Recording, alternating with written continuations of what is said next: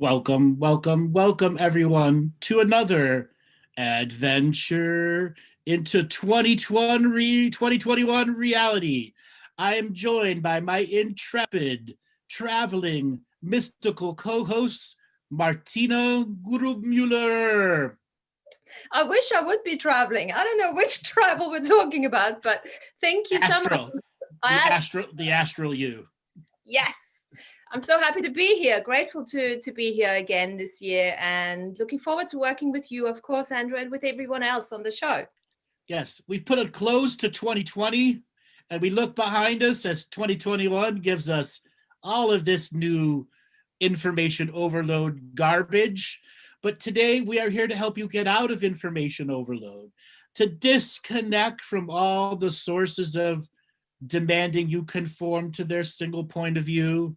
Over the last many shows, Martina and I have given you ways to think differently, ways to perceive differently, ways to practice your spirituality, ways and tools and techniques to connect to your inner self, to learn what self-healing, self-nurturing, self-mastery means for you, the journey to self-illumination.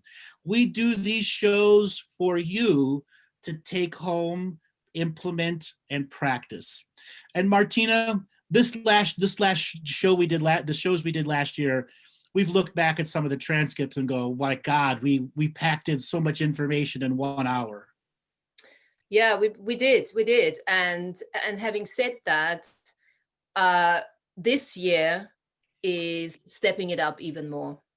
So I would actually like to say advanced self-mastery, advanced sovereignty, advanced, self-healing, looking at it from a different perspective. And, looking at it from a sacred, neutral perspective, very much like when we say, there's a choice, there's a right or wrong. Let's say there is no right or wrong this year at all. There's nothing right. There's nothing you can do wrong. There's nothing to fix. So what are you going to do from here now? How are you going to create from here, right? I think that first state is to break down what you just said. There is no right or wrong. There is no pass or fail. There is no success or non-success. Allowing yourself to be who you are, what you are in the moment of now, as the ever-evolving definition of what you are, who's not attached to some form of outcome.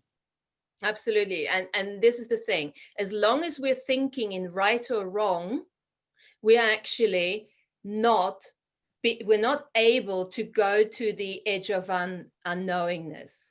We're not able to go even outside of imagination. I'd actually like to invite people in 21 to go beyond their imagination and realize that even their imagination is linked to a right or wrong.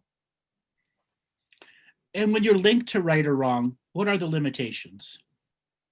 Well, you either have to agree or you have to resist, which does not allow you to be in the unlimited point of view, in the sacred neutral. Okay. It also it makes conformity the easy choice. Absolutely. And it will drag you into it. Okay. And it's so easy. And the realization, just over the last couple of days, what I've had this year, the old programming kicks back up. It does kick back up very easily. The difference now is, though, that you can see it. It's like, I see you. And as you do that, you actually get out of it much faster. And the learnings or the awareness, the next level of awareness kicks in so much faster. And that journey to allowing the awareness to kick in faster is choice. And something you and I over many shows last year reminded everything. It all comes down to choice. Every victim and victimizer, there's a choice and set of choice points to adhere. Choice, choice, choice, choice, choice. No matter how depressed you are, there is a choice to begin to turn it around and step by step, day by day, begin to transform the energies around you so it's no longer in a state of depression. All of that comes down to the exercise of the free will choice. Exactly. And then when you start looking at that, so what else can I actually choose? You got to look at, so what's the opposite of right and wrong? What's the opposite of that? And that is pure awareness. So the question here would be, can you actually, in 21, can you choose from pure awareness? and not make anything significant. And what that requires, it requires that you get out of definition and that you really start acknowledging when you're getting attached to an outcome. And then don't judge yourself. Just say, okay, oh, that's interesting. That's the old programming trying to pull me in. And then you step out of it. There's nothing to fix. Don't try to fix it because it will pull you back right into it. And that answers one of the questions from Rosa in the chat room. Can you stay part triggered and pure part awareness? No. As long as there's something triggering you, it's taking you out of awareness, putting charge and polarity, allowing conformity, and diluting your awareness in general. Yeah. And having said that, don't blame yourself when you get triggered, because you know what? There's nothing wrong with that. Because you get triggered no longer, you're not going to stay there. It's like sometimes the trigger is the new contrast, the new polarization. It's like trigger, okay, cool. What is that? And then you go straight into expanding your awareness by asking that question, or whichever way you use. But there needs to be a joyous playfulness in the asking of the questions, and the serious stick that often drives people to use that stick to beat an awareness out of themselves. That does not work often at these newer, higher levels. You cannot beat an awareness into yourself. No, because everything is available in that field of information, in that field of consciousness, in that field of awareness. Everything is available. So I said the other day, it's like trying not to step in a pile of poo, because the poo is everywhere. Yeah. You just have to really maneuver, not step into it. And what you do when you step into it, well, okay, you just take it off and then carry on moving, right? Or you get a pooper scooper and you clean it all up, which is the greater inner work, taking the minefield out of your journey. Absolutely. Yes. Absolutely. And the other thing, I think what's really coming through for me here is a lot of awareness that is coming from the unseen. So I think that, and having watched your show last week, is I've already seen that there's a lot of people starting to now work with the intangible realms much more. And when they begin to work with the intangible realms, they speak back. Exactly. Equal to your level of what? Effort. Yeah. So there's an additional teacher coming in now. You yourself in the intangible realms. And it's not just one of you yourselves. It's the many yous are stepping forward and say, hey, babe, let's do this together. And what better way of listening is during the dream time, right?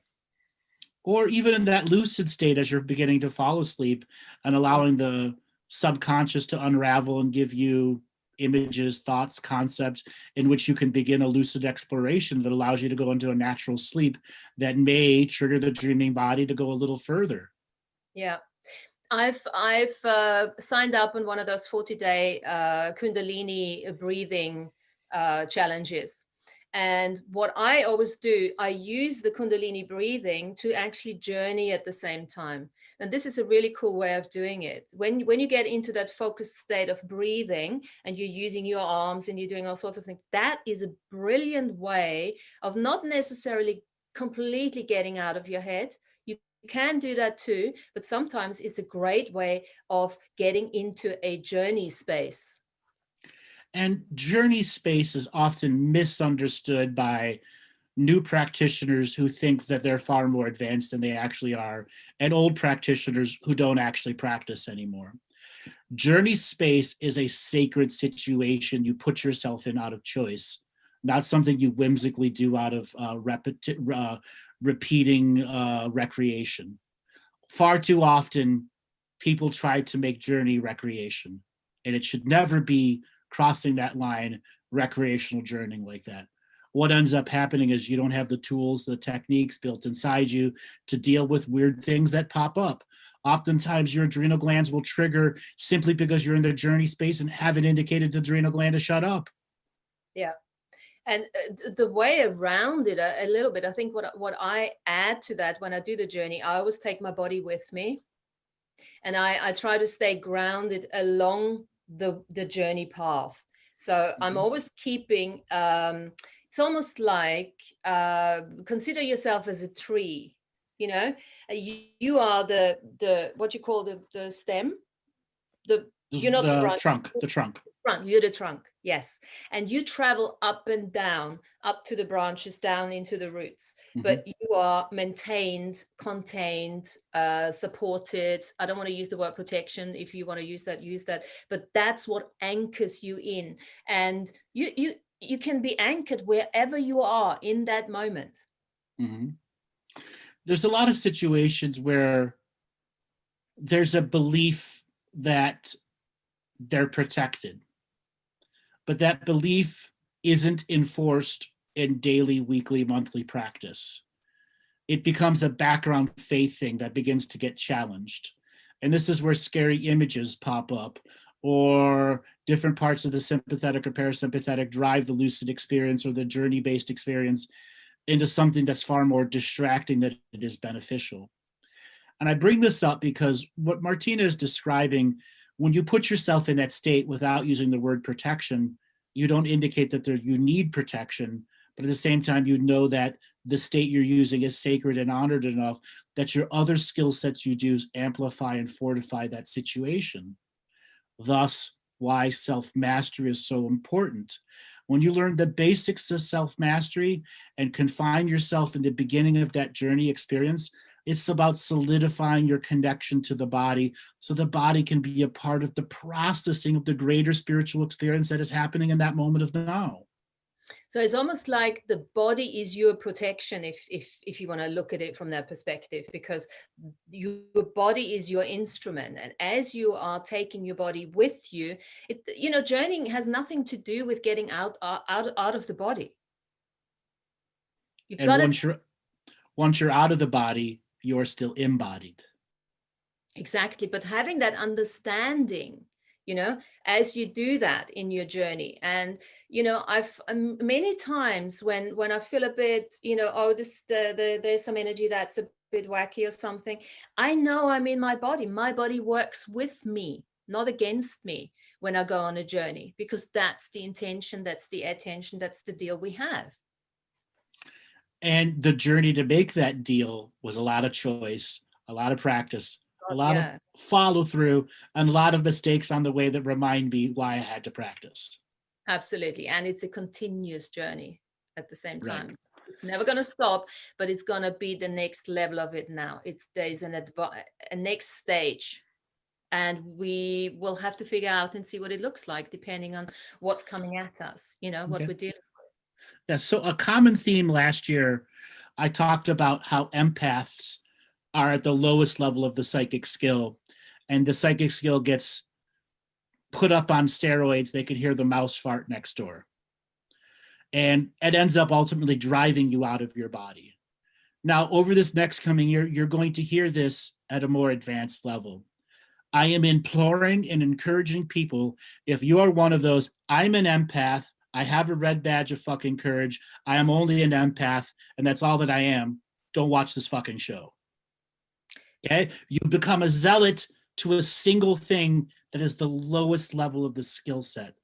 Work on intuition, work on clairvoyance, clairaudience, work on all the other skills that will give you a far more richer experience and won't kick you out of your body. Yeah. In addition to that, also, there is a choice point now, which we all have to make in terms of environment. What type of environment do you put yourself in? What times of food, what times of drinks do you ingest? Really, really looking at the body is really your temple, and the body's working with you. And you got to really look at addictions, whatever that means to you, and find the need. What is the need that serves, when you are going through that process of addiction? What is it that you're lacking as such? Sean Bibby, a recovering empath, said he remembers the time a mouse farted and he left Earth. How easy it was to get kicked out of the body. And there's somebody else, I gave up. Mouses in my experience were just too much. That is the metaphor that many of the people that want to go to the next level, the mouse farting is the metaphor of how these little experiences can get blown up by the steroid-based experience that is not natural. It's created by an environment of narcissism. And also, would you say that there is a misidentification a little bit between empath and martyr? Yes, the misidentification is they don't realize they're become a martyr when they become that high level of an empath. And it's more denial than misidentification. Okay. Because, I remember doing the shows last year, and we talked about empath, and you obviously, driving that message back and thinking, oh my God, I'm an empath. I never considered myself that, but I was much more in tune with the martyr energy. But I realized that it's actually the same. Right. So it's what allowed you to make the leap in understanding of there are mouse fartings everywhere, but I don't need to pay attention to them. And it's the martyr is using the steroid-based empath skill to blow things out of proportion that keep me out of my body. Yeah. And this is why the not fixing is so important. The next level of that is now using your awareness to see that something is going to shit here. Something is not, you can see it. You can, you can see the mouse getting ready to drop a turd. Okay. Yeah. Exactly. And what if you don't have anything to do with it? What if you can just actually, the next level here would be watching her doing it and compassionately enjoying it, or just moving on because, Mm-hmm. So Love Path 101 it gets confusing, like you evolve, but you feel you have to hold on to all parts of you. What's the limiting and evoluting factor there? Do you have to really hold on to all parts? There are some parts that aren't going to evolve with you, right? And out of choice and self-experience and self-awareness, you cycle through the ones that no longer help you grow. And there's a service you can actually do to those parts. You can either offer them healing by bringing them into the heart center and having a little chat or whatever way of healing you use, or you let them go because they still have like a hook, a cord or something connected. And by acknowledging them and allowing them, giving them permission to leave, they want to leave too. So that they can actually become a part in your Akash, or start a new. Because it's a part, an energetic, a part of you that is stuck. So unstuck it by allowing it to leave or heal it. Exactly. Last year a common term was fire it. Don't give it a job no more. Don't give it any more payments to do what it's doing. Put it out on the street. And guys, sometimes some of them just need a hug. Just need a hug. Yes. Just need a hug. Just need a hug, bit of forgiveness. It's okay. Get on. Okay. Yeah. And thank you, Rosa. She said she just freed the mouse. And all you others in there that got a mouse and you're waiting for it to fart, free your mouse. Okay? Free your mouse. Do you think it wants you sniffing? It wants you waiting for it, psychically waiting for every time it farts? That mouse is gonna a little bit of overwhelming energy there. So I remember when I watched your show yesterday or the other day, the Thursday show, you were saying that I think it was the first caller, and you guys were talking about the journey or bringing humanity back to the stars. Mm-hmm. And what if we can make this our yearly theme, bringing ourselves, humanity, get onto that journey back to the stars? What would that entail? Good question. The journey to the stars is our innate birthright and legacy. The first part is acknowledging that I'm going to follow my birthright out of choice, and that the experiences that I get in the beginning, I don't need to attach to, I need to learn from. And when we learn from these experiences, the next time that we go to do it, we remind ourselves to not attach to the experience, to learn from it. So they become a database of experiences that allow greater pattern recognition to what the stars might have to offer to somebody new discovering their birthright. So this is the initial form of self-mastery, self-healing, and sovereignty. That is the staple diet, which we've now practiced how to cook long enough. We know now. That's the 40 grams of protein. Exactly. That's now the question is, what can we add to that? Can we add a bit of sugar? Variety is important in that 40 grams. So vital, because what are we doing when we have an experience? We're digesting it. We're getting fuel out of it, inspiration out of it, and we're not following toxic hope out of attachment. So that when we come back to the journey to the stars and beyond, wow, I have all this extra reserve that makes it far easier to get into the space, discover the journey, beyond the journey, experience the journey, and remind myself to not be attached. So the next time it gets easier and easier. Yeah. Within the micro experiences, there will be all sorts of influences, words, imageries that trigger us positively into a greater desire. And that greater desire needs to be tempered and yet to allow wildly flow free. And that's where choice in the tempering so I don't attach, but the wild experience of pure flow will come down to the person's inner qualities of, I'm ready for this experience, but I also know when it will overwhelm me. Yeah. So that's almost the one leg, the finite leg, and then the microvolts. And then, of course, I think what's going to happen more and more now to us, that we're going to actually start downloading macrovolts quite a bit, the other side, the infinite leg. And I'd actually like to look at it from that perspective now. We used to work a lot with male and female, yin and yang and all that. What if we now start working in this year, finite, infinite, right? Simultaneous living.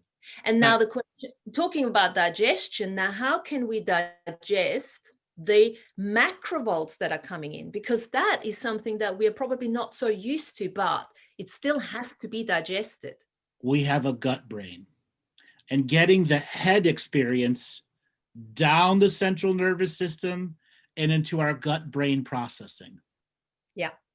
So there's a little tip, what you can do when you breathe.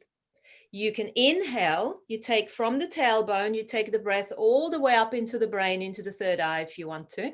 And then on the exhalation, you really visualize you're taking it down from the brain into the heart, down into the gut, and make it like an O shape or a circle, or if you want to put it into an infinite sign, and breathe up and down, and really start making that your daily practice. So that skill becomes a part of the greater journeys that you do. Thus, why the basics are so fundamental. Yeah. So the other side of getting the gut brain involved means you are accepting innate intuition at a higher level. Because when the body is added to the experience and not a codependent with the experience, it's a co-creator in it, we allow the body's individuated purpose of being an instrument of experience. And that instrument of experience may be playing an A sharp note, but our brain's perceiving it as a B flat. Absolutely. And it's also activating, we always talk about the 80-20. We're starting to activate the 20% of the body, So how the body is actually facilitating the macrovolts to come in. Right. And then allowing the macrovolts to be processed by the gut brain. Absolutely. And this is pretty much, could we say that this year is part of your celestial medium journey, where you're starting to play with that simultaneous living? For those that have already done the journey of understanding the struggle of awareness and breaking of attachments and the stopping of conformity, yes. As you well know, the journey to celestial mediumship can be very easy and be very difficult at the same time. And ultimately going to determine your level of focus, enthusiastic effort that will get you on that closer journey. But if you're not one that's really doing the work, the celestial medium will be a very, very hard thing for you to understand without the cyclical practice behind it. Yeah. But having said that, for the ones that are doing the journey, they're continuously, taking the responsibility, and they are committed to it. You can keep that as your ballpark. That's where, this is what you want. And then the question is, allow the how to happen through the consistent application of all the tools that, you have. Right. The celestial medium is a state of beingness in awareness. And that state of beingness and awareness comes from the basics practiced. And then the basics practiced with enthusiastic effort, the basics practiced with enthusiastic effort, and then strategy. Yeah. And it's you're stacking all of those on top of each other. Exactly. It's not something outside of yourself. It's also not a space or a place or a beingness that you become and then that's it. No, it's a continuous back and forth, back and forth. Mm-hmm. And somebody was asked, how do you know when you're in it? If you have to ask that question, you're not in it. How do you know when you're in an orgasmic state? Orgasmic state, being in the flow. It's like superluminal thinking, when everything just comes and it's right. like, it's an experience. It's an experience, right? It's an experience. Yeah. When things flow, that, and again, I make the distinction, not easy. Yeah. We're talking about ease, just everything just happens, almost like magic. And you're in this place of wonder, Mm-hmm. And there's a much more flowy energy to it. There's not questions that don't have attached answers to them, and there's no attachments in that space. And of course, it's all fueled by trust. No doubt. Absolutely. Absolutely. Trust in spirit, trust in yourself, and a trust in your faith. And letting go of those old things like fear of failure and all that bullshit, because that's going to take you right out of it. Not only will it take you right out of it, it'll put you into a false sense of I'm still in the state of being, if you allow yourself to constantly be in that state with broken trust. And that's the issue with the celestial medium, is so many people have an arrogance factor them. I can jump right into the higher work without doing the lower work, which then puts them into false synchronicities and false sense of beingness and awareness. Would you say almost that you're not going to get away with this year? Yes, you are not getting away with it. Every time the mouse farts, it's going to kick you out of your body, and it's going to show you. And until you stop focusing on the mouse farting and getting kicked out of your body, this is the year that separates the wheat from the chaff. And I must say, I've had many, I could give you 4 or 5 situations where I experienced that, and where the universe basically said, no, Schnuckel, you're not going to get away with this year, And then what happens is interesting, because you've got this openness. You don't go into conclusion and I'm wrong and I'm this.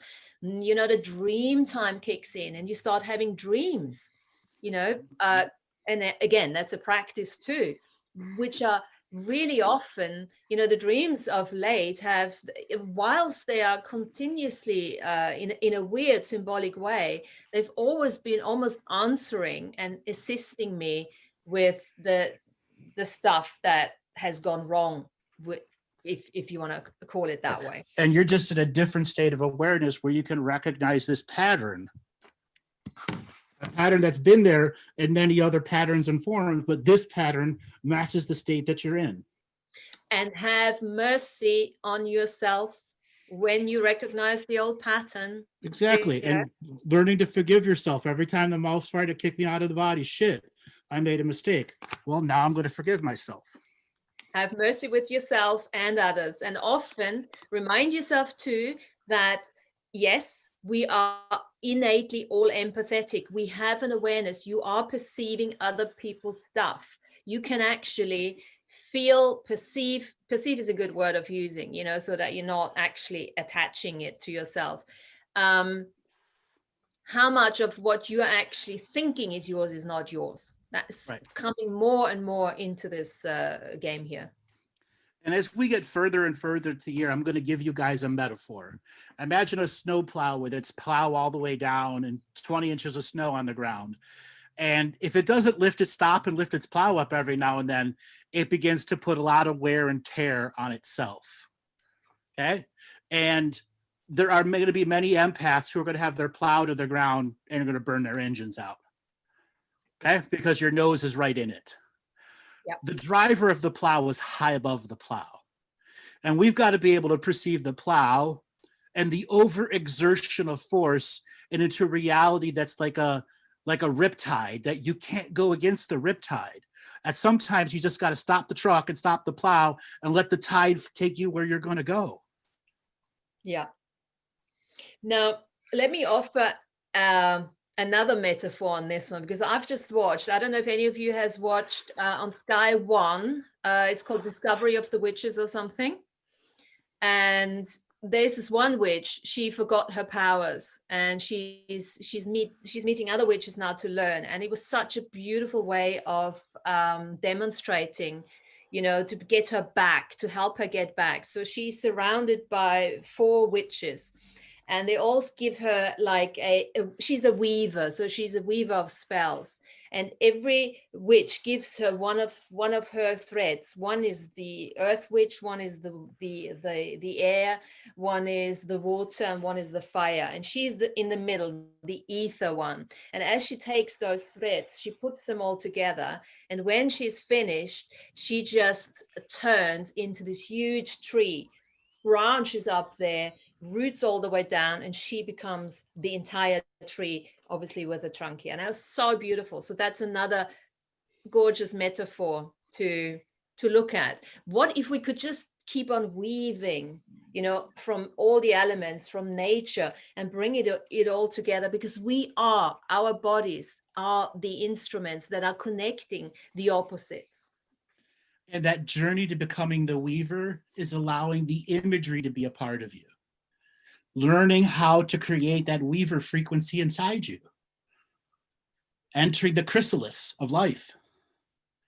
Weaving those webs around you to allow personal metamorphosis. Yeah, you could imagine yourself being like a spider, but lots of people have issues with spiders, so just be the tree.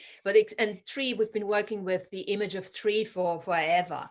Now just really expand, again, advance your imagery along those lines. And because that tree, you're always that tree, you are that connection between earth and cosmos.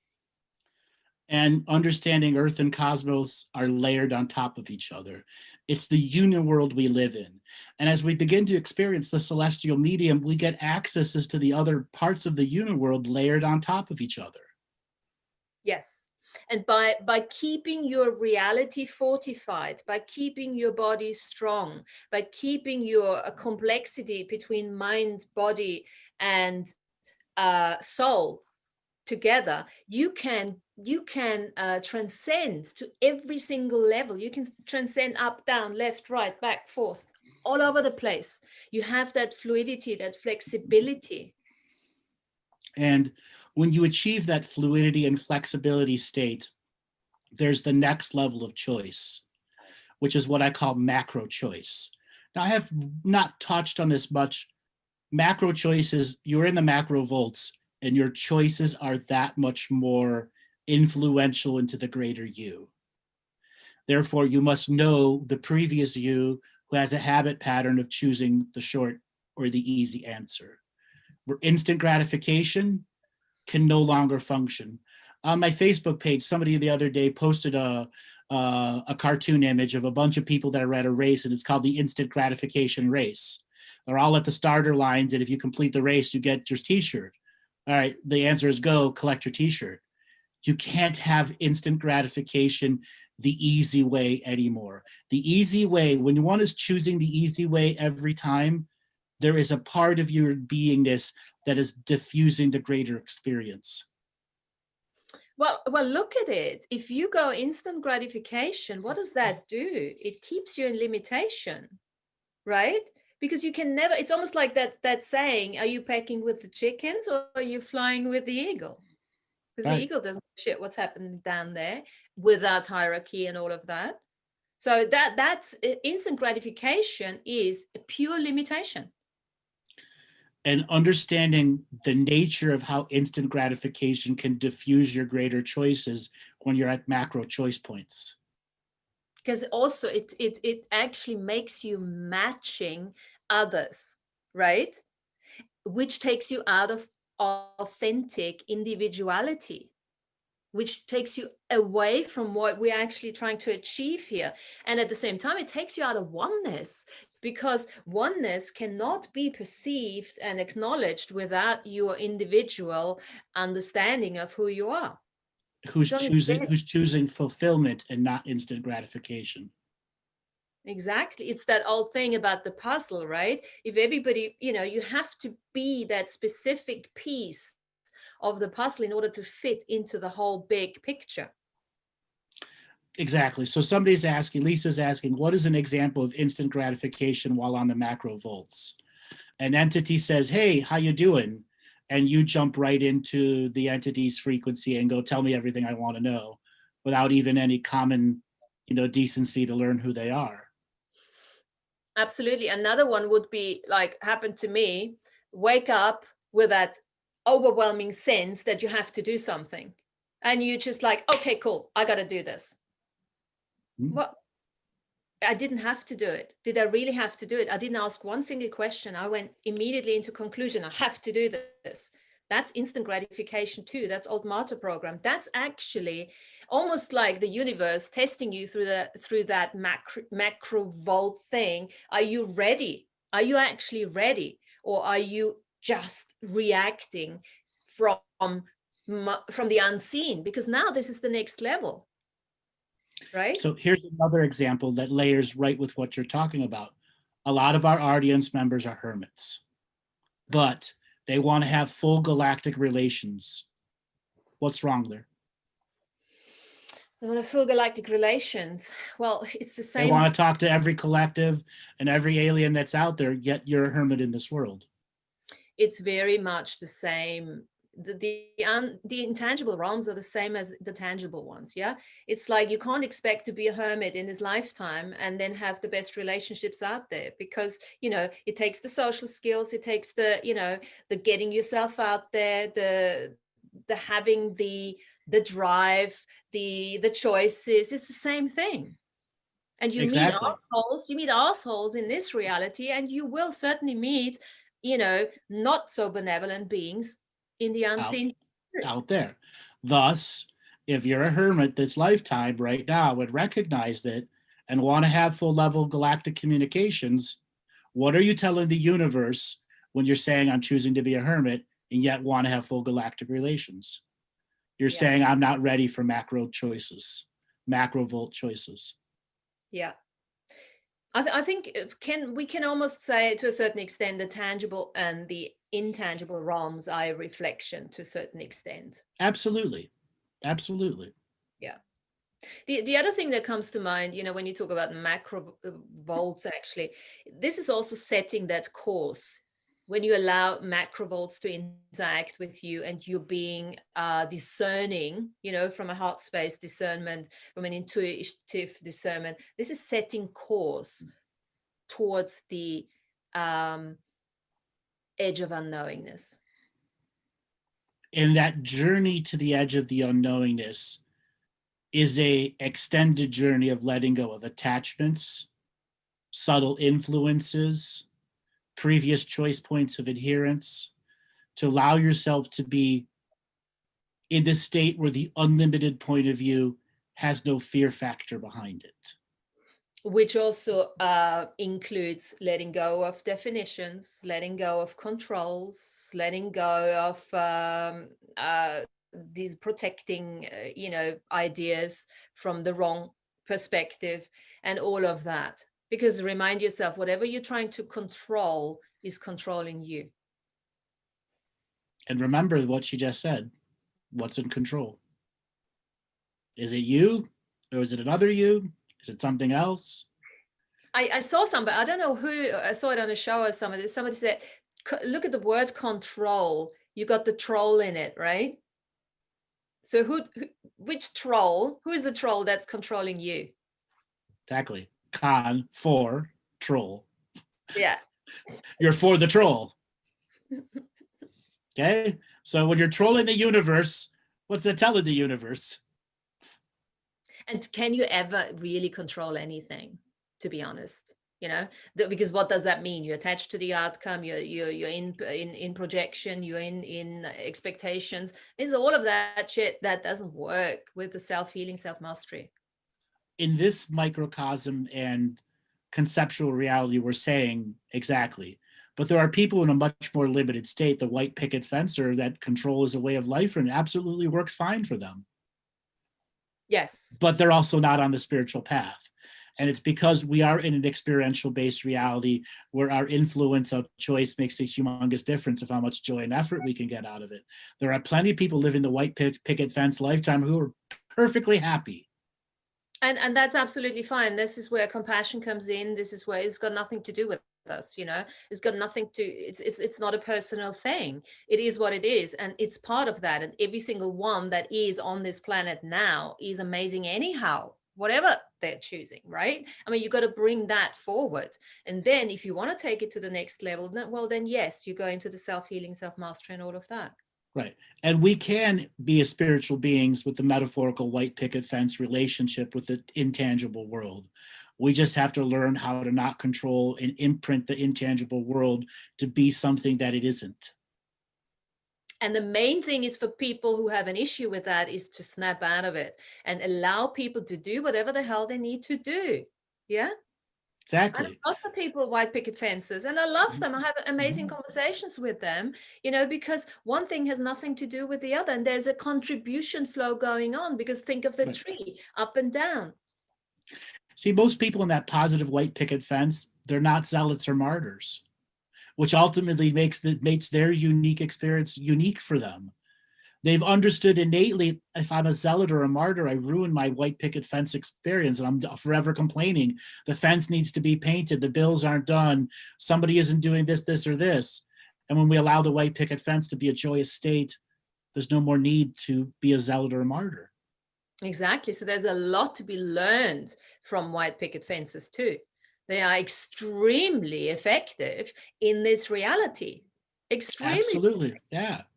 They're doers, they take action, you know. And I so often have to remind myself, like, oh my God, fantastic, what can I learn through that person, through that experience, what I'm seeing. Okay. Well, it just so happens we live to be in a times where extreme polarities exist. The left and the right have become so far separated, they are reflections of each other. And being a centrist makes you the target now. Being a centrist, I like that. Makes you a target. It makes you the target because the polarities have gone so far apart. Now, recently we've had a massive purge of the social media engines from the the right-leaning conservative media that clearly was polarized much faster than the other side. And to the point where it was very difficult to have a common conversation, debate with somebody who was a pro-Q person. And if you didn't agree with everything that Q said at every moment, you were berated and shunned and zealoted and martyrized. Now the left is beginning to do that too. If you don't believe in everything we say, we are going to do the same thing the other side did, but just in a different way. And a lot of people are going to have to truly learn, when somebody shows you their zealot and martyr skin, recognize for what it is. Don't attach. Don't integrate with it. Why? Because they're there as a honey trap. There's a honey trap, yeah. I think there's also, when you are a centrist, you know, I like that word. What also will happen eventually is that you might start feeling alone, a bit lonely, because people will actually, sometimes you don't even have to walk away. They will walk away from you because they can no longer harvest that energy. They can no longer feel like they are, you know, a friend of yours, because you're not responding the way you used to respond, and you become no longer interesting to them. And that's a good thing. or manipulable. Yes, and that's a good thing. That take that as a compliment instead of asking yourself what's wrong with that. Right. Exactly.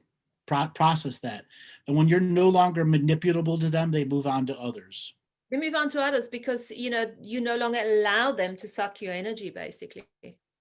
Having said that, so I think one of the big things for me personally, what I'm seeing in 21 is a complete overhaul of relationship. How do you? Exactly. An overhaul of relationships that allows you to have a firm understanding of who is zealot and martyr and who's truly trying to break the role of being a zealot and martyr and being into their own individuated self. And those are the type of people you want to have friendships and continue relationships with. And that relationship obviously doesn't stop with the intimate relationship that you have with your partner. That's the one. And we innately relate to everything in the world. So there's going to be like a complete redefinition of how you relate to others through a not a left or a right definition. Exactly. Or forced conformity. Exactly. And it's going to take practice, and if you realize, what I've realized is, if you realize that there is a certain incongruency or it's not working, or you get the wall because whatever you say is not being perceived, again, don't try to break through that wall. That's by far too much effort. You go around it, jump over it, or you just move on and go to someone or something that doesn't show you the wall. And your body is going to be with you in this journey. The body will tell you when the wall comes up in other people, because you won't be able to communicate, or you probably start feeling tension, intensities, pains, all sorts of things coming up. And once you get overdone into a person's personality, you're over analyzing them and taking on some of their energy. Taking on some of their energies. And of course, what else is happening here is the being present. Okay. I think this is the next level of advancement, to be present in your body, to being in the now, because there's always that invitation. If people are not present, who else is? We've talked about that before, and also it's just not fun. It's not fun to be with somebody who is not present. Exactly. So in the coming weeks to come, these zealots are going to be going into super overdrive and martyring themselves on every sword that's around them. They're going to be looking to draw their own blood wherever they can and put people down a process of choose my way or you're my enemy. And this is happening here in the United States with what's going on between the two parties and the radicalization of the right and the left at such a heightened pace that they're only be giving the choices of make blood as the way to create a relationship, that their blood has to be given for this, when in fact there's so many other ways to get peace out of this situation. Okay, so let's flip the frequency on that one. I think that's a good one, a term as well. Whenever you find that, how can I flip that frequency? And I think I remember, again, was it a show or something where you were talking about we need to find a new language for oneness. We need to have new experiences for oneness. Now that's a good topic, isn't it? What is the new language for experiences that brings home that oneness that we're actually seeking, right?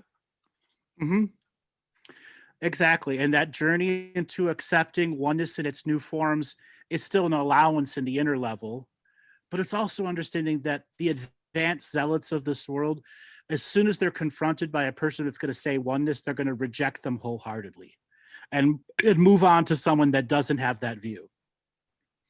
Therefore, people will naturally find their own new group to experience oneness with. So what's a better word then? How can we use, I know oneness is a bit light workerish, isn't it? Maybe we can find a different way of how else can we define oneness in order to trigger those experiences with much more ease? That's why I really expanded on the peacekeeper, peacemaker as a state of being and awareness. Because peacekeeping and peacemaking represent a way of sharing many forms of oneness that share the common ideology of what peace can be. See, this is a tough one because, you know, we have so little experience so little experience with what peace actually means to us. But this is a good question to ask. What does peace, freedom, oneness, allowance really mean to you? What does that actually look like? Good question. I'm going to put that to the audience right now. What does it look like to you? Yeah. That greater journey. Authenticity. Softness. Yeah. Authenticity. Okay. It'll be something that many will have to ponder and really put that pondering state into. It's got so many different faces, right? And think of peace. What is peace? It's the opposite of war.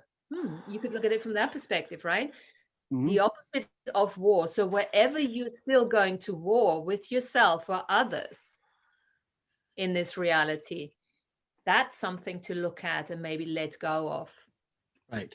War means you've given a space for battle, and taking the space away from a battle goes a long way at allowing peace to exist. So that means don't hold on to the charge and polarity for a future battle. Yeah. And again, you know, what comes up for me here is patriotism. Don't fall for that. Right. And that journey out of patriotism is very, very important. Yeah. Yeah.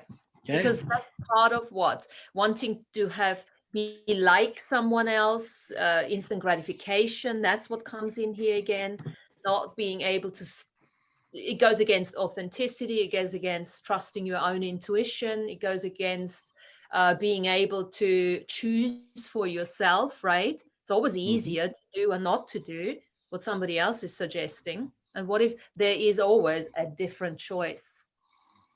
Yes, I decided to go to a more comfortable position. The other chair just was not doing well for me. So I want to expand on patriotism, nationalism.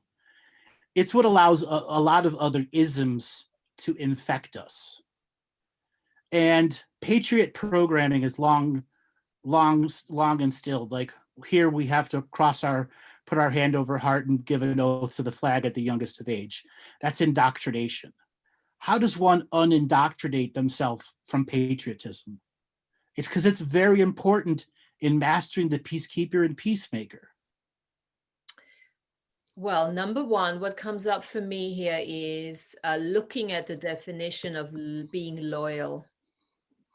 Looking through the lie of what loyalty actually means, because I think patriotism and loyalty is very much like whoosh, in one energy. And they're twins of each other. Exactly. So where have we misidentified what loyal actually is? And can you be loyal to yourself and to somebody else at the same time? Without an issue showing up that creates a friction. Patriotism doesn't allow dual loyalties. It's because patriotism is already a zealot process. To be a patriot, you've already entered the realm of zealotism. And also, do you know what? It's an easy way out. It's an easy way out because it's the instant gratification easy way. Yeah, you just follow whatever others say, and you know, you defend it and you fight for it, or you resist it. You know, either way, it's not working because at the end of the day, you're not taking responsibility of what you actually want, right? It's by far too easy to get away with that. So the left and the right, the right calls the left communists, and the left calls the right fascists. And forcing definition onto people with that's pure vile judgment at that highest level. And the Patriot programming innately allows radical judgment. Absolutely. It's a judgment, it's a form of limitation, it's a cop-out. Out of your greater choice to be you. And in addition to that cop-out, you could obviously, you know, flip the frequency there and say, look, it's like you are actually, you don't even know what loyalty is because you're not loyal to yourself. Exactly. You're giving yourself up by going with somebody else's perspective here, in a way. So Jamie has just said, how does one decolonize the multidimensional mind? Good question. We begin decolonization process by realizing to become a multidimensional being, you've got to seed a piece of yourself on the different levels. And the part that you're seeding is an individual sovereign aspect of yourself that is not separate, that is not part of the hierarchy, that's equal co-creation, non-competition, non-hierarchical, meaning what you're seeding there is a complete piece of the hologram of you. And understanding we seeded parts of ourselves at younger eras of our life where it wasn't a fully sovereign piece we put in that other space. Is that also, you know, getting to the acknowledgement of that everything outside of yourself is you, a reflection? Yes, very much. So this is again a big element for me. This emergence in this 21 is, it's so easy to say 21. Do you find that too? I find it so easy to say 21. I don't think I ever said 20. I didn't really like it. Anyway, it's I can't remember what I was saying. Because Anyway. it wasn't that important. Stop babbling on. Yeah, it's gone. It's gone. Well, we're at a state, Martina. I think it's time to talk to our audience. And today is not about what is whiny I want a reading. This is about the conversation of today. So, Robert, let's spin up the wheel of callers and see who is first. Okie, Carrie, keep it simple. Carrie, keep it simple. Are you there? You made it. How are you doing today? I'm good. How are you guys doing? Good. Where are you calling from? I'm calling from Florida. Florida. Welcome to the show. What did you think about today's show? I love it. I always feel like when I listen to your shows, especially the ones with you and Martina, you guys are talking directly to me. And what were we talking to you about today? Well, I get a lot of, I actually have to share, since you guys started having, there was a show you guys did on Moxie, and I wanted to share a funny synchronicity about that. But right after I got off the show with you guys, I had watched a TV show that night on time travel. And the first sign, I'd never heard the word Moxie before. And the first sign when this guy entered the wormhole was a huge billboard that said Moxie. Yes. So I've been dying to share that with you guys because it was so synchronistic, and I had to pause it. I screenshotted it, and then the whole rest of the night was down the wormhole synchronicity, and it's pretty much that way every time. But so so today's show specifically, I feel like, first of all, the audience is really cool because everybody is just leaving the best comments. And a lot of us, I think, are triggered sometimes, and it is hard to stay neutral in that space. And I think it's recognizing, okay, who does this belong to? Am I being triggered right now? Is that me? Is that somebody else's? But for me, I get a lot of, I guess, downloads or, conversations I have with my higher aspect. And I just did, I do your revocations. I wouldn't say daily, but I do them quite frequently, several times a week. And they really do help with the sovereignty and kind of differentiating some of the information that's coming in that's what we could call the empathic information, and the stuff that is in the I don't know, collective versus what actually belongs to me. But I get information. My question, I guess, has to do with that as well, is some of the stuff I get is like quantum computing type information. And I am the last, obviously we're all quantum computers, but I do go into my left brain analytical, asking questions like, well, what is this about? And why am I receiving this information? And my question, I guess, would be, if I'm in a place of enjoyment when I'm receiving this information and I'm having fun with it, then am I being responsible in sharing that from that macro, I guess, level that you guys were talking about? Does that make sense? Yes. Martina, you want to tackle that one? Yeah. What is the question? Are you asking if you should share that information? Is that the question? Are you hesitant to share the information? Yeah, it's not that. Some of it I do think, okay, I've got to figure out what this is before I share it. So from my perspective, I'm in a place of joy and expansion when I'm receiving it. So I feel like it's, you know, a fun, informative, fairly neutral. When I say fairly neutral, I always question.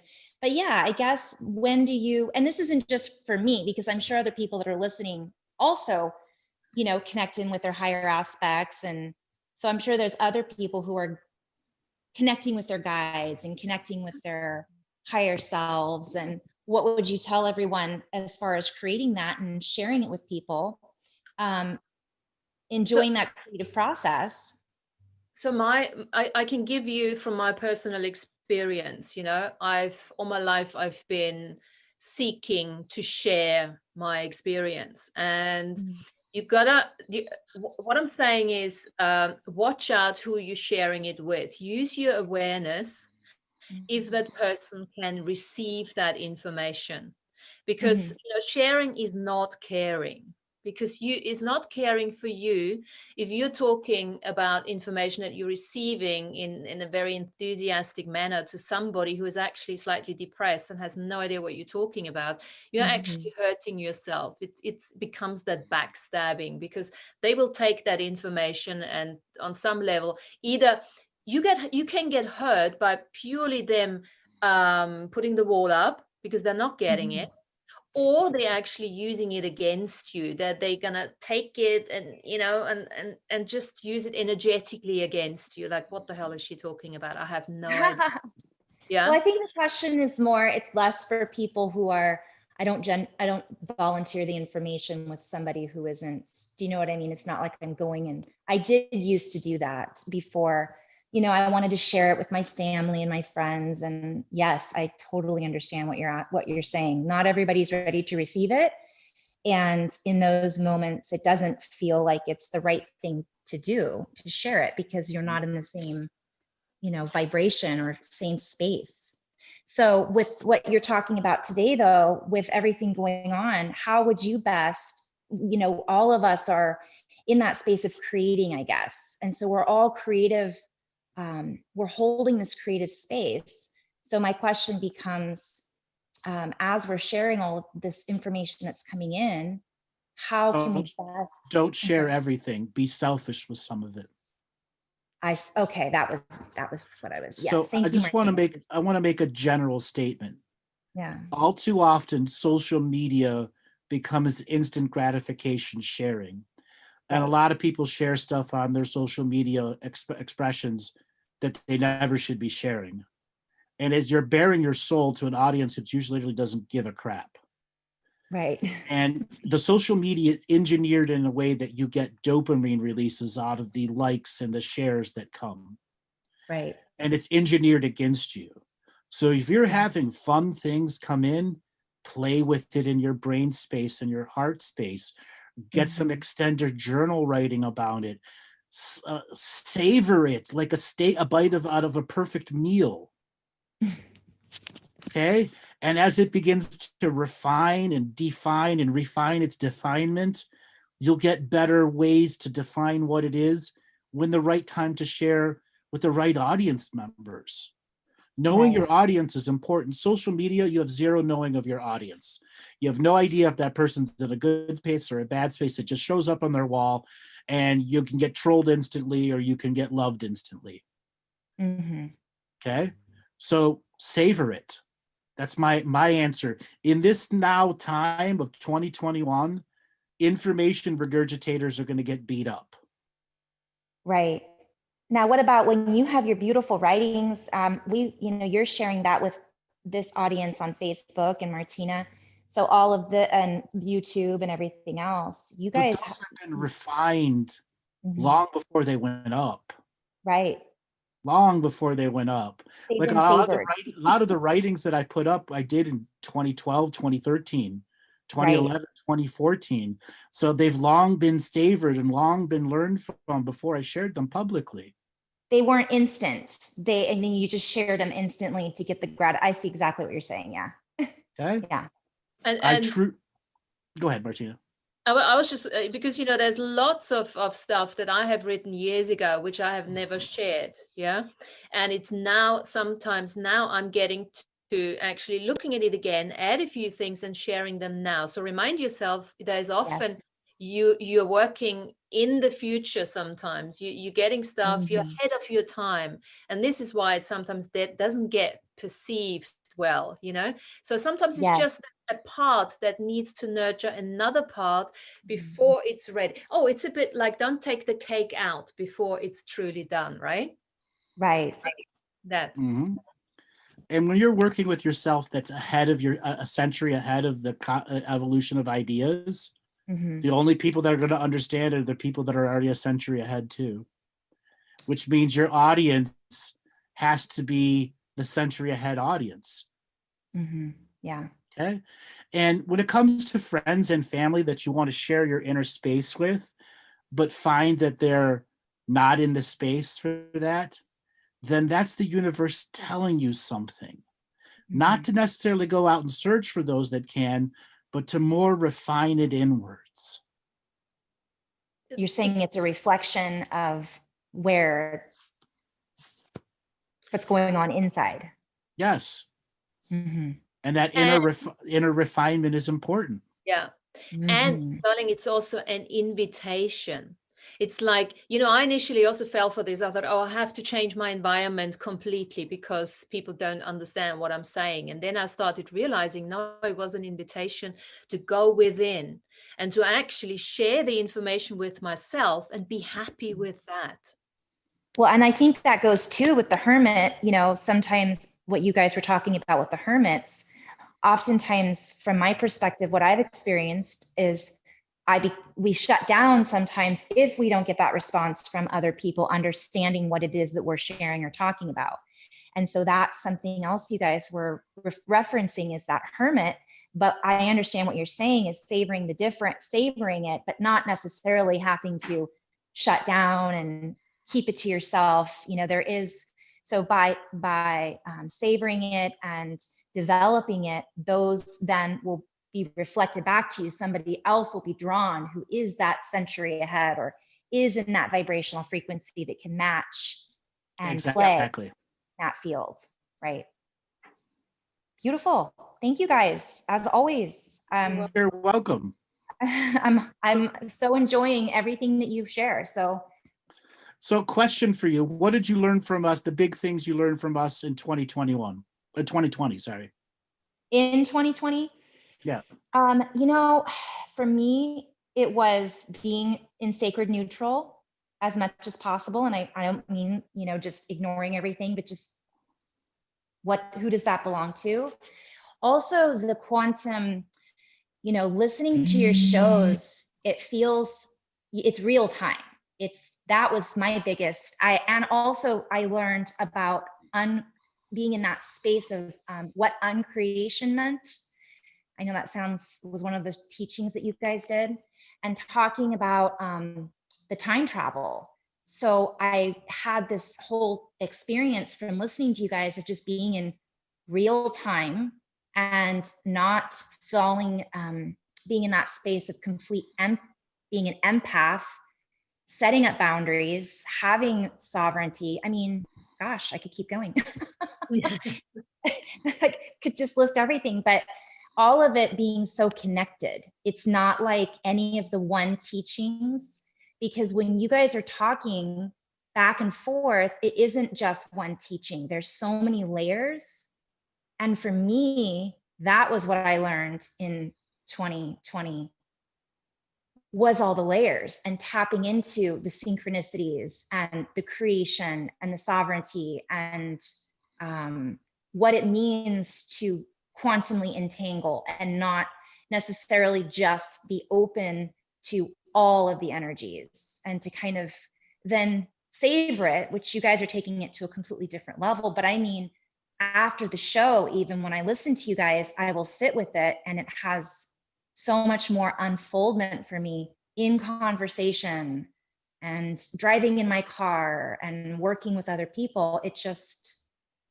It's constantly unfolding. So I guess being present and allowing all of the teachings to kind of continue to, I don't know, unfold. That's what I learned. Percolate into the coffee of you. Right, exactly. Yeah, and balance. I think balance has been huge. I love the fact that, you talk about, eat your protein and don't judge yourself because you had a glass of wine. Sometimes I think we take ourselves too seriously, myself included. And you guys have been so helpful in that playful quantum interaction. Well, thank you so much. Thank you. Thank you so much. I really appreciate you guys. You've been an awesome caller. Thanks a lot. Robert, let's spin up the wheel of callers and see who is next. All right, that was a great call. Mandy Olson, you're next. Signal tone. Mandy, are you there? Hello, where are you calling from, Mandy? Hi, I'm calling from Chico, California. Chico, California. Welcome to the show. What do you think of our show today? Oh my gosh, I'm excited to be on. And I was meditating, and then I woke up knowing today's Tuesday and I wanted to catch your show, and there you guys were live. So I'm so thankful to be chosen at this point. So, because so much is going on inside. Well, what do you want to talk about today? Well, I'm just very thankful. I have found, it feels like I found my people, and you guys gave me a lot of peace of mind with Martina, and I teach yoga as well, and I love wellness, and but I've been so distracted, I think, with helping others, and that I sometimes forget to just be, taking care of myself and focus on me. And I think you allow that to happen when you give us the information, the multitude of information. So when you realize you're not giving to yourself, at what point do you accept it is a subconscious choice? Well, I guess I become a subconscious choice when I can smile about it, when I can let it go. Good way. Yeah. What are some of the things you're not giving to yourself? This last year, since the beginning of the Rona, I have not worked out or kept my body strong as I could. I've just done, minimum, gentle, very gentle. More, I wanted to meditate more than anything. I just wanted to be still. And was it successful for you? It feels good, but I really want more strength now. So you went for the feeling good situation. And what did that feeling good situation give to you? Peace in my body, that aliveness. Yeah. Mm-hmm. And why wasn't exercise giving you peace? It felt like it almost felt like I was getting ready for a battle or needing to fight for something. And there was a hesitation and an emotion in your voice, which you quelled really fast when you said that. Yeah. Where does that come from? Probably that I had been assaulted, and yeah, and that energy is still stuck in your field. It's okay to let it go. Yeah, that's what it feels like. It's time. Yes. Yeah. Right now, I just want you to listen to Martina and I give you some ideas at letting this energy go. This first part is accepting you can let it go through the art of forgiveness. The artist that is you is going to paint a picture of pure forgiveness today. And it Okay, starts with I'm picking up, willing. and it starts with picking up the artist's tools, creativity. Martina, you want to give her a little ideas here? Yeah, I also want to add to that you've already started that process. You've already stopped the fight against that by allowing yourself to get the rest last year. What if that was already the beginning of your healing? Allowing yourself to almost don't do what you normally do. Because in order to change things, we have to start doing things that we don't normally do, right? We can't carry on doing the same thing. So just by you allowing yourself, and you probably did that, you judge yourself, yes, but what if your body already knew that was part number one, to let go, to stop the fighting. Now we've had forgiveness, we're bringing that in. Now what is possible from here? As you just allow yourself to let go of those energies, and you can almost perceive them, they're floating out of you right now. It's like everything, when we tense up, and you are a teacher, you're a yoga teacher, you know what it's like. You do the shavasana, which is the most important asana, if you wish, in a yoga session, because afterwards you're just releasing, relaxing, you're grounding yourself. Without that, the entire class and session that you've done is only half worth the effort. So how much more of that relaxation, forgiveness, non-judgment can you allow yourself to step into to really bring out the strength?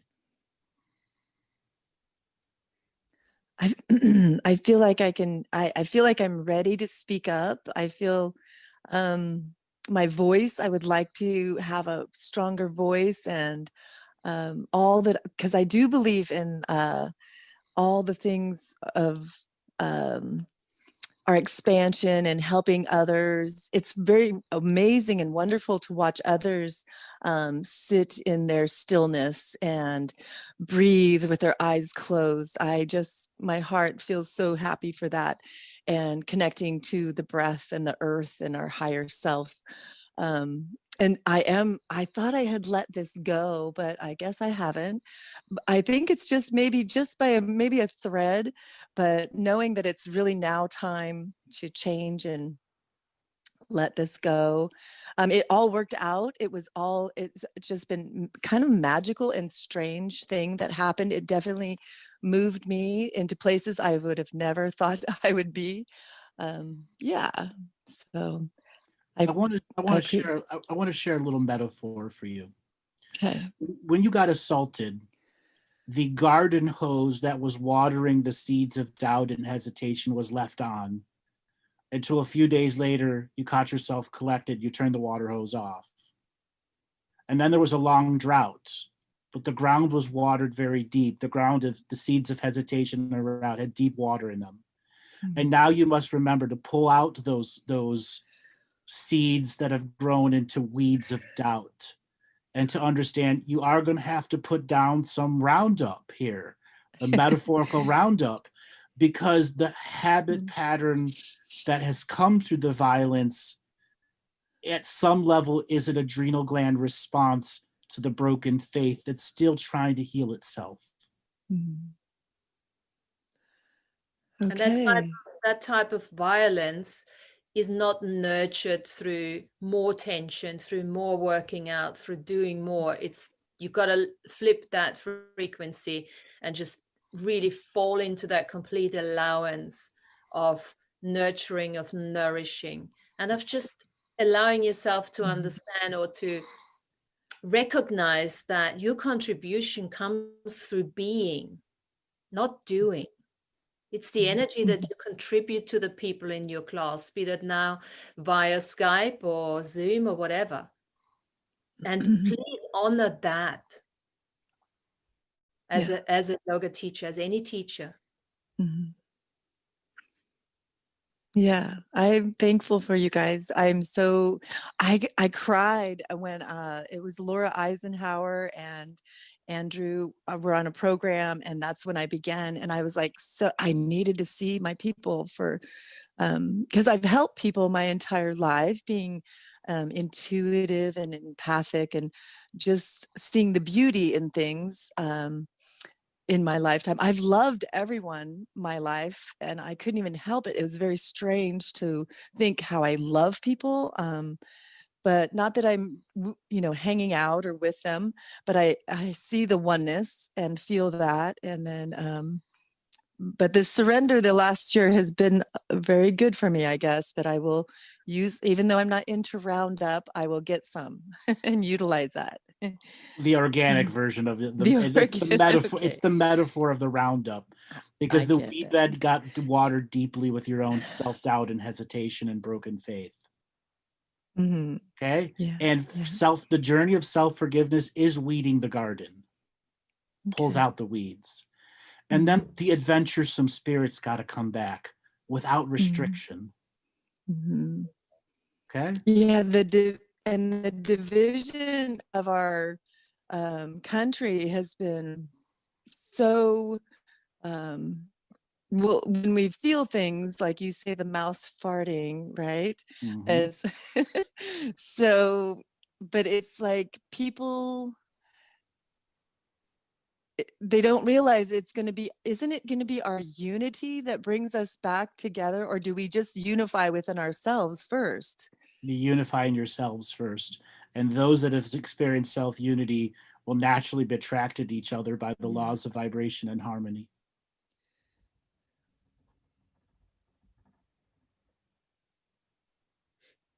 Beautiful.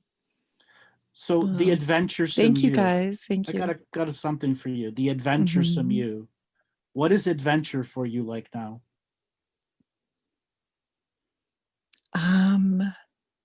I've had some very strange experiences with helping others.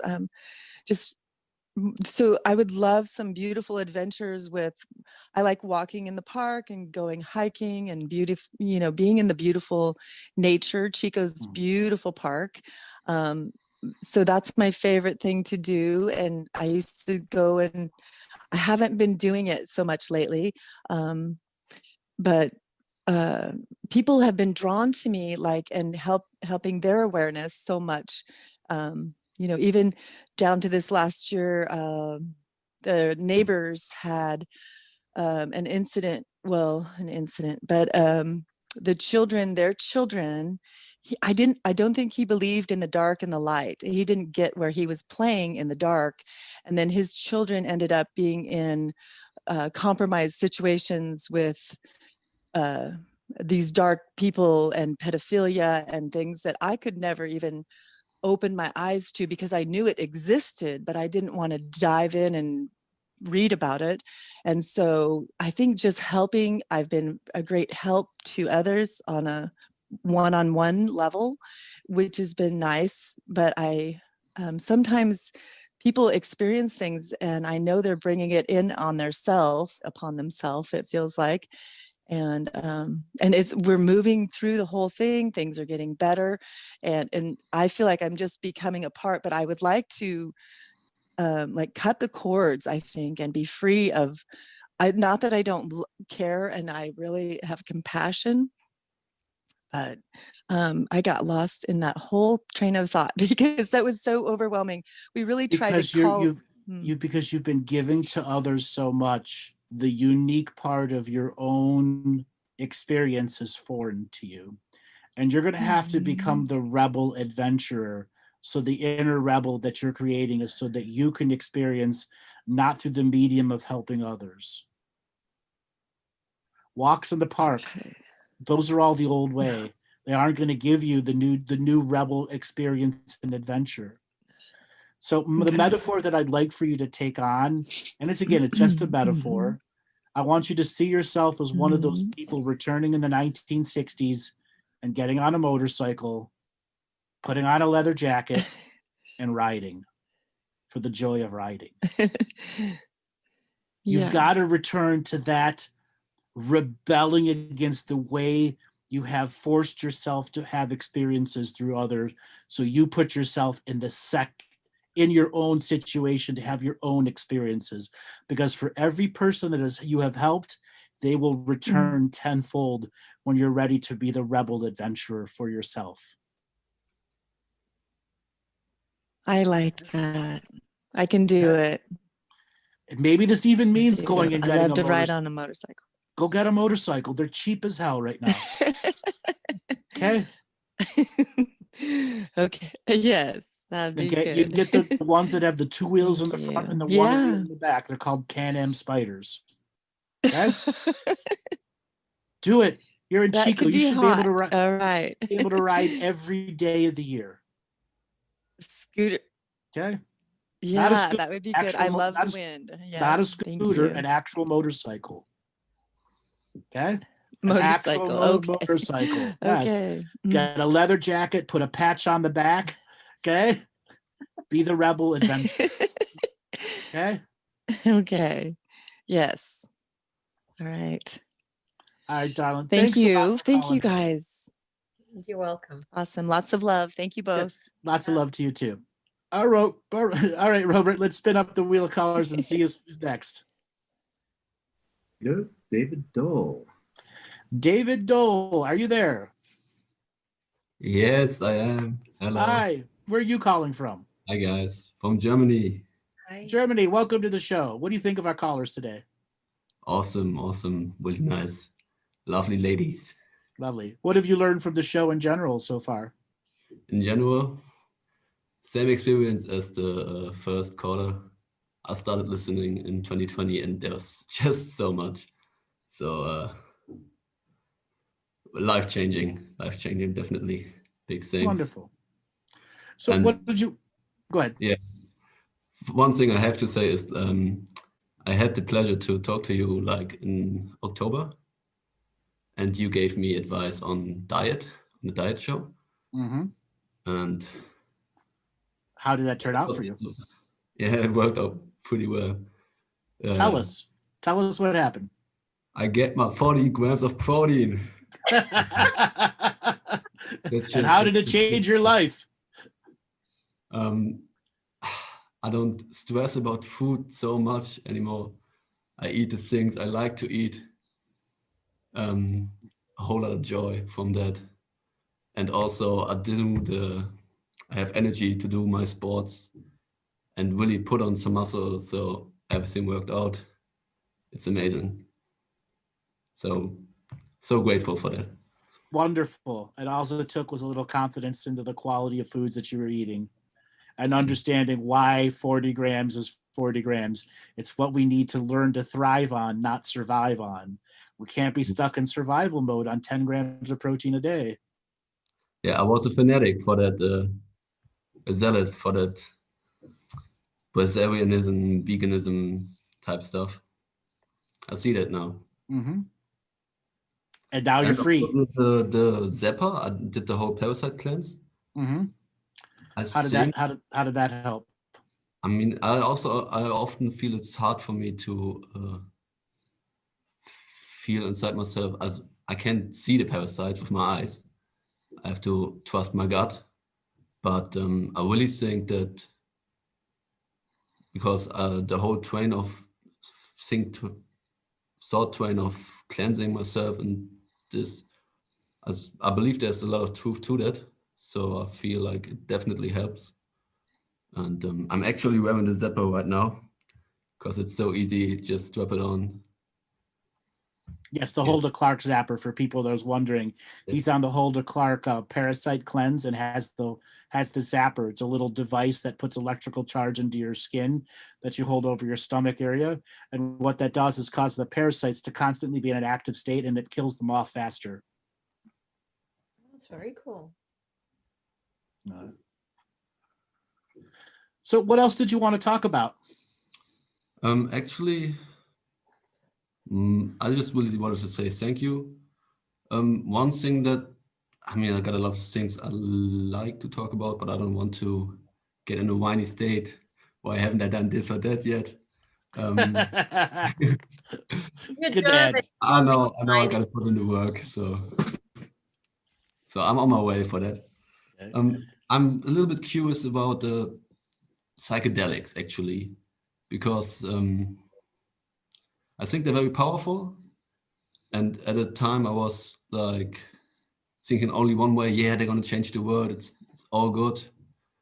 By now I have a few experiences under my belt, and I see that it's not like the cure all, but I'm still interested in how much can they help us on our journey? Where are the dangers? If you have any opinions on it. Well, first thing first, the dangers are if you're an ungrounded, unfocused, undisciplined person, they will generally do damage to you, depending on the type of psychedelic that you're using. Now, my personal view is that everyone, once in their lifetime, when they are in a positive state, should try a psychedelic, simply so they have a frame of reference of what the psychedelic state is, so they don't misidentify psychedelic states that naturally come on because we are producing our own THC and DMT in our own bodies at any given point. All of the stuff that are in psychedelics, our bodies naturally produce. Okay? Yes, And that's actually. And my right, when we're having mystical experiences, the psychedelic states are naturally occurring within our own bloodstream. Okay. So everyone should. That doesn't mean they should at any given moment. It has to be the right moment. Then there are other people who have ongoing mental instability issues. They should almost never be doing psychedelics because it will only create the schism further. They need to ground. They need to learn balancing. They need to learn prayer. They need to master the foundations and basics. Yes. See that. I also feel that over the course of my experiences, I am able to have like psychedelic experiences without taking psychedelics. I can just by breathing, you look can. at a tree and feel like, oh, it's the same thing. I feel it. Just about every psychedelic state can be recreated through the Wim Hof breathing. Yes, I do that. The Wim Hof breathing is. Yeah. You can fully enter the fully psychic journey experience state just by breathing. Yes, true. It's your birthright as a breathing species. Yes. Okay, that's cool. You're a part of the 40 gram club. Yes. Okay. Yeah. Sometimes I often do more now, even because I like to do sports and stuff. That's not an issue, isn't it? No, you could go up to, if you really want to train the body, you could go up to 100 grams of protein a day. Okay, nice. You remember the Olympic athlete Michael Phelps? Yes. So he had between 300 and 400 grams of protein a day on a 12,000 calorie a day diet. Okay. Okay. I think. But he was also swimming and diving and doing a lot and burning the majority of those calories. And the rest of the calories left over went to instant muscle creation. Okay. Okay. What kind of sports are you doing? Every day I start by just walking a little bit, and then if I feel like it, I do some running, some jogging. Okay. That's like the baseline. Then I do skateboarding. And just like muscle building, like with some weights, some pull-ups, and this sort of stuff. Parkour, a lot of stuff. So what you can do is when you start your jogging, get a backpack that has like 15 or 18 pounds of weight in it. So you're jogging with weight on your body, additional weight.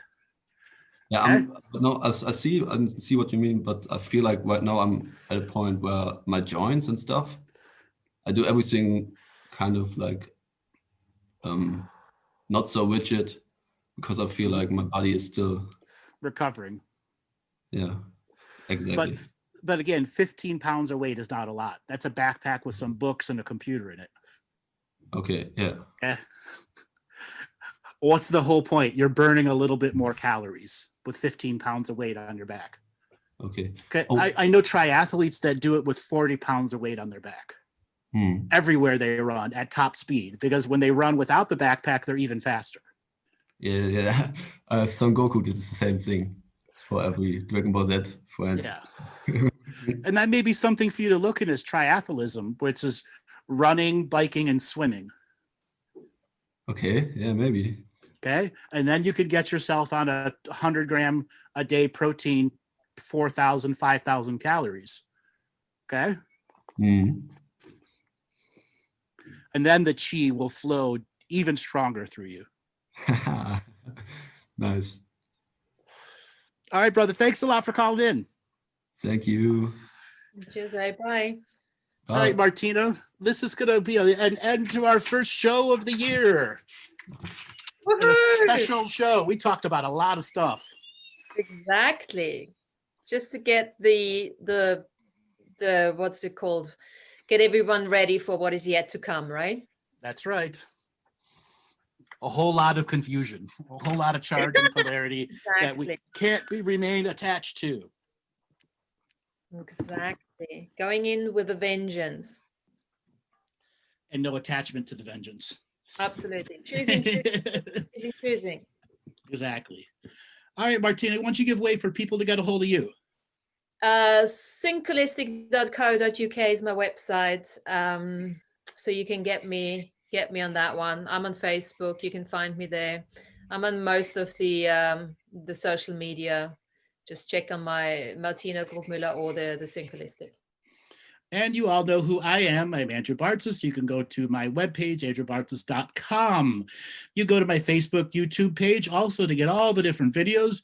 We ask that you hit the like and share button on all these videos so that as the year progresses, we increase our audience size and the learned become illuminated. All right, Robert, take us away.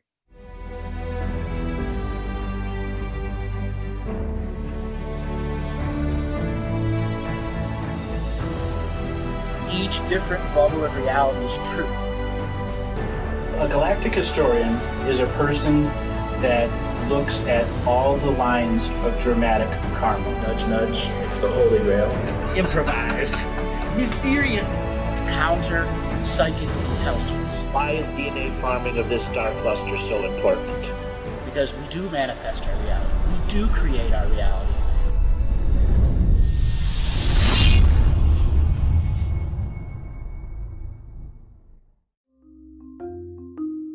Hello, let's create, let's co-create, and let's change this world with love. No matter if you're from Alpha Centauri or Earth, we all began with the same birthing process. We live in a limited point of view. Living the mystical life daily is about striving for the unlimited point of view. Each day, each human being gets an infinite amount of choices. Living the mystical life daily is about facing obstacles and challenges. The level of awareness that you are working at means you have a responsibility to be equal with it. How does one truly let go of expectation?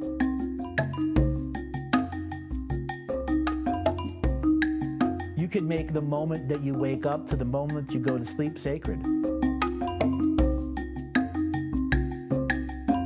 The keys to success: choice, choice, choice, and choice.